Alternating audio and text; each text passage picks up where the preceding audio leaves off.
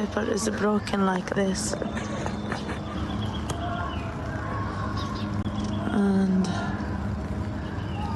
And look, they threw it in the air. The woman you just heard from is a resident of northern Gaza. We have agreed not to say her name publicly. She has been warned by the Israeli government to evacuate her home like 1.1 million others. She was given 24 hours to do so. That deadline has now passed, and no one is quite sure what happens next or when. But the expectation is that Israel will launch a massive air and ground offensive against Hamas soon. And many people in Gaza have nowhere to go. The borders to Israel and Egypt are closed. The shelters are at capacity. The streets have been destroyed by missiles.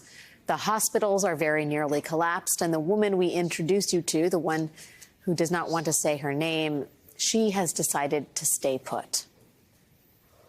We didn't have car, and also they closed all the ways to move. We cannot move. So we will stay in home.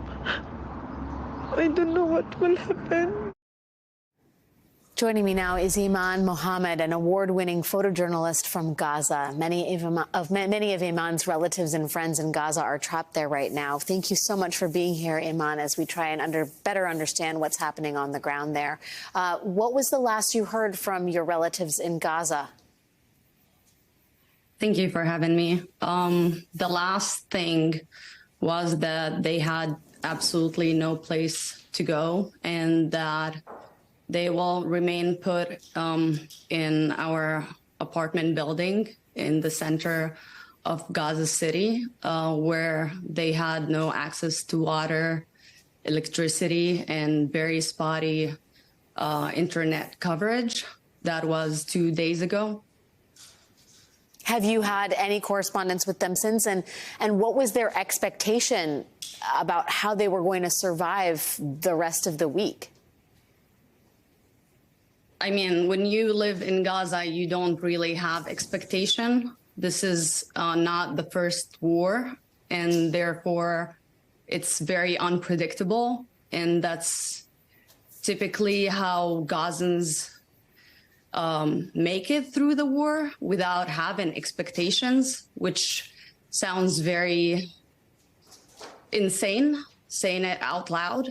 But unfortunately, they don't really have a say in the matter. They just live with what they are being subjected to. And therefore, they just had to endure that kind of circumstances. And all I had to say is words of comfort that I honestly did not believe myself.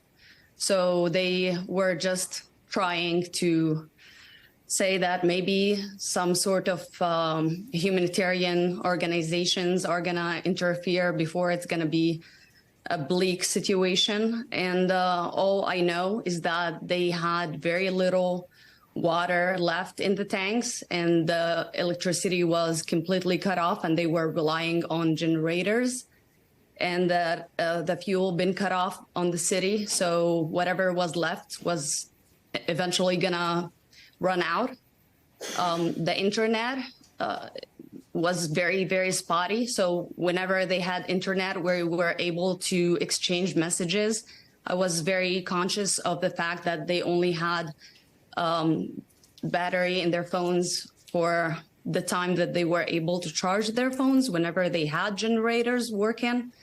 So it was all up in the air, really. And this is how it was in every war that we lived together. So this was not going to be any different. You mentioned, I mean, you said, and I think you covered the 2008, 2012, and 2014 Gaza war, and certainly there's a lot of commonality with those wars, but there's also a different scale to this one. And I wonder how, as a photojournalist watching this unfold, albeit at a distance, how this is different from what you have covered previously. I cannot recognize Gaza anymore. So it's absolutely different. It's completely and entirely different. Before, it used to be mass destruction. It used to be tremendous destruction, heartbreaking destruction. But this is nothing that I've ever seen I don't recognize my city. I don't recognize anything. Anything from my childhood had been erased. I don't see the ice cream famous place. I don't see the falafel and hummus place. I don't see restaurants. I don't see schools. I don't see hospitals. I don't see anything. And honestly, I'm not banking on seeing much left. I'm only hoping that I see my family, and that I hopefully, but I'm not really holding a lot of hope on that either, to keep my home and my family's home. But I just, the whole city had been erased. It's completely gone. The buildings that are left, and my apartment building, the building where me and my family lived in, they still live there because we were neighbors, is one of 2 or 3 apartment buildings in that neighborhood still standing, which mind-blowing, to be honest, because everything else had been erased.